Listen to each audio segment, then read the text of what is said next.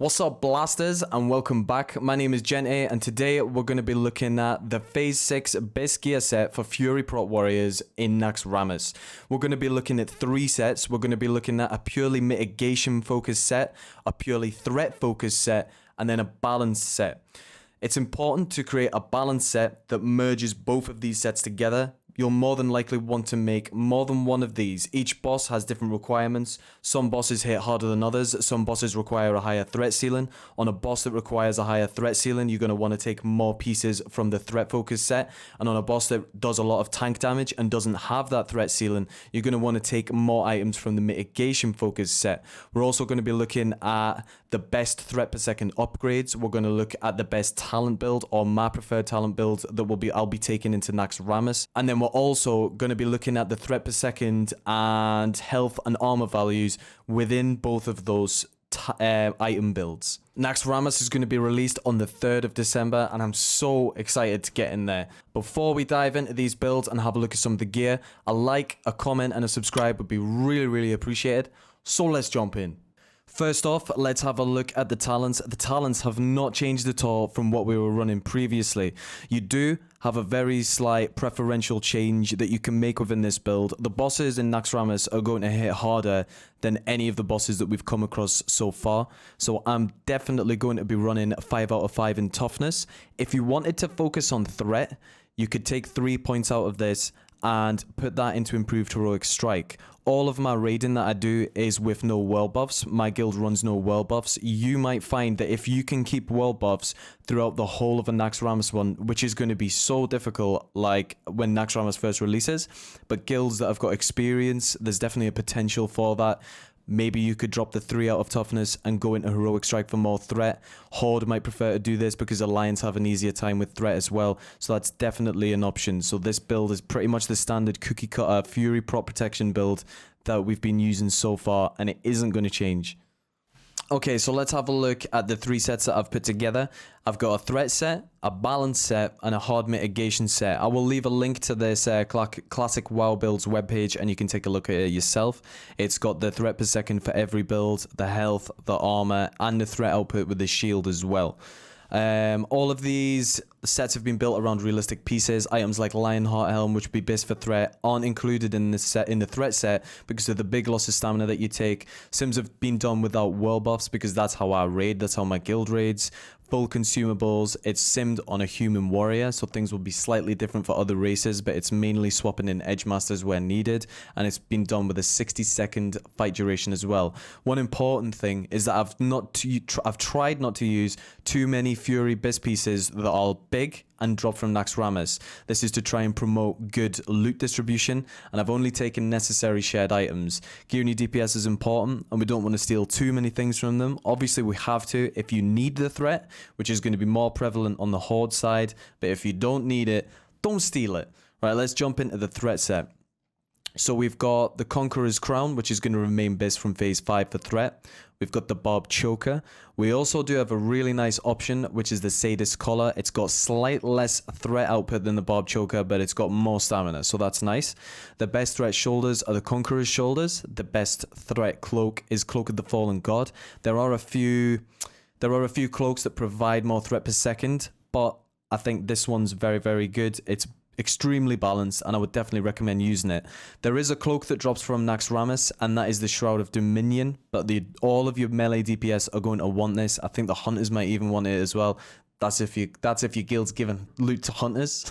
But I wouldn't want to take that away from the melee DPS as it's low in mitigation, and I don't think we'll get much use out of it, but if you need it, you need it. The best threat per second breastplate is the Conqueror's. For braces, we've got the first item from Naxx that's shared with the Furies, and that's a Wrist Guard's Vengeance.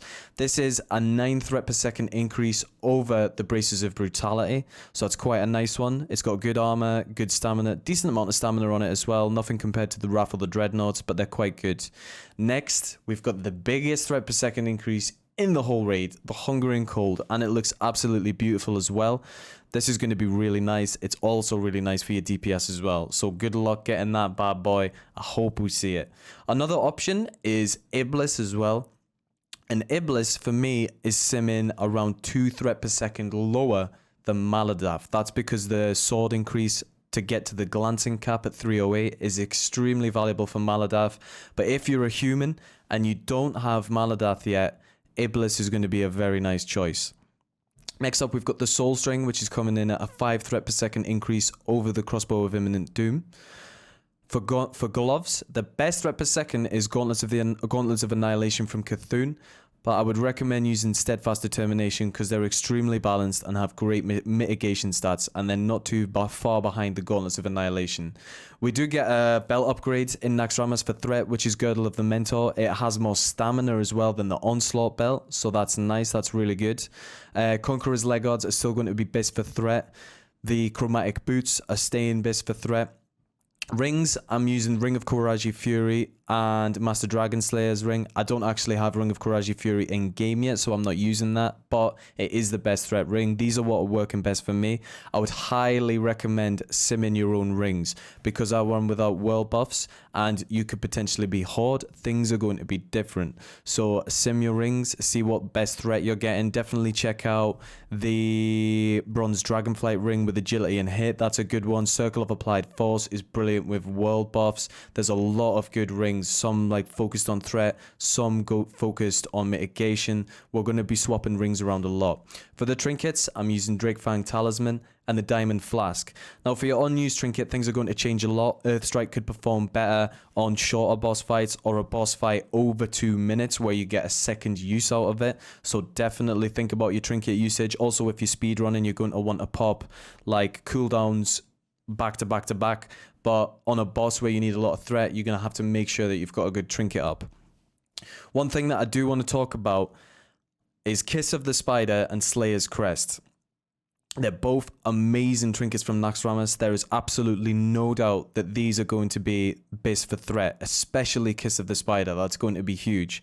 One thing I will say is that I don't think Alliance should be taking this. We get an easier time with threat, and these items are so magically huge for your DPS. Personally, I don't want to take that away from them. I don't need it. I'm not going to have threat problems if I itemize correctly for the fights. So I don't feel like taking this away from the DPS is fair.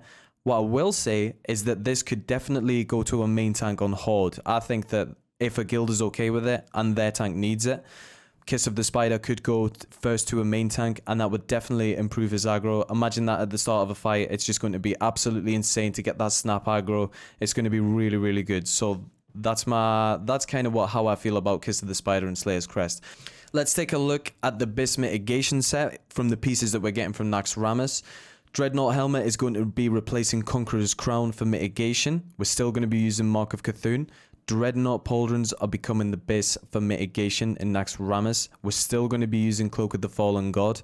There are a few options that you can get within Naxx that are quite nice, but Cloak of the Fallen God is still going to be the BiS.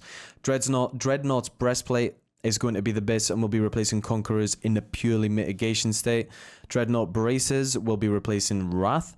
We're using the Dragon Breath hand cannon here. We're still using Steadfast Determination. These are a brilliant set of gloves. Same with Royal Kuraji belt, a great piece again, and that's not getting replaced. Dreadnought leg plates are replacing the leg plates of Wrath for mitigation, but quite a threat loss there over the Conquerors. Dreadnought Sabatons will replace the Boots of the Unwavering Will. For the rings, we're using Ring of the Dreadnought and Ring of Emperor Vec Law. In the trinket slots, we're using the DFT and Life-Giving Gem. One thing I will say about Life-Giving Gem is that it's absolutely brilliant. Hard-hitting bosses that can... It's like the twins. I like to use the Life-Giving Gem on the twins and on Huhurin. Like popping that at the end of Huhurin really gets you through the Enrage phase at the end very smoothly together with Last Stand. You can use Life-Giving Gem on the Emperors to... If something goes wrong and you take a big hit, if you get like comboed, that can save you. But if you do that, you're going to be losing around 60 threat per second from dropping a Diamond Flask, potentially more on a fight where you'll get more out of Earthstrike or another unused trinket, so just be aware of that. So let's take a look at a balance set. So this is the balance set that I've put together and is more likely a realistic set that I would actually use instead of the threat set and the mitigation set. I think this is where the fun comes in with tanking in Classic. I absolutely love min-maxing the gear and working out what to use on different boss fights. Bosses that hit harder will require you to put more defensive pieces on. So first, let's go over the balanced set. We've got the Dreadnought helmet replacing Conqueror's crown. We're using the Mark of Cthulhu. We're using the Conqueror's Spolders, Cloak of the Fallen God, Conqueror's breastplate, Dreadnought braces. That is giving us the 2 set bonus from the T3, which increases the damage done by Revenge, which is giving us a nice threat output there. We're using Gauntlets of Steadfast Determination, Royal Courage belt, Conqueror's Legards, Chromatic boots, Circle of Applied Force, Signet Ring of the Bronze Dragonflight, DFT, and Diamond Flask. And we could obviously swap the Diamond Flask out depending on the fight and the length of it and stuff. You will notice that I didn't have the Circle of Applied Force or the Signet of the Bronze Dragonfly on either BiS set, and that's because these rings don't focus on one thing. They're not the BiS for mitigation, they're not the BiS for threat, but they're very, very balanced and provide nice stats for mitigation and threat. This set is a brilliant starting point for anyone to use, but you will absolutely have to tailor it to your raid's requirements and whatever boss you're facing. If you're coming against a boss that hits extremely hard like Loatheb or Sapphiron, you'll have to change some of these pieces out to more mitigative pieces.